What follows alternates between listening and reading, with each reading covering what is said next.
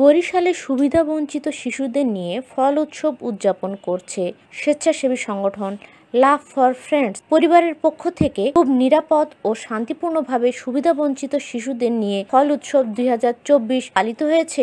বিকাল বরিশাল নগরীর কাজীপাড়া দারুস সুন্নাত হিফজুল কুরআন মডেল মাদ্রাসায় এতিম ও অসহায় শিক্ষার্থীদের নিয়ে এই আয়োজন করা হয়। এসব ছাত্রদের মাঝে মৌসুম ভিত্তিক ফল প্রদান করা হয়। এ সময় শিশুদের মাঝে বিভিন্ন ফল খাওয়ানো হয়।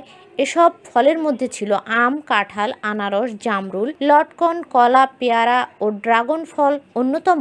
প্রায় শতাধিক শিশুদের মাঝে এই ফল বিতরণ করা হয়। 2017 সাল থেকে বরিশালে এই আয়োজন করে আসছে এই সংগঠনটি। মৌসুম ভিত্তিক ফল খাওয়া থেকে সমাজের এই শিশুরা বঞ্চিত, তাই একটু প্রশান্তির জন্যই এমন ব্যতিক্রমী উদ্যোগ গ্রহণ করা হয়েছে এবং এই সামাজিক কার্যক্রম ধারাবাহিকভাবে বহাল থাকবে বলে জানিয়েছেন লাভ ফর ফ্রেন্ডস এর প্রতিষ্ঠাতা পারভেজ শিকদার।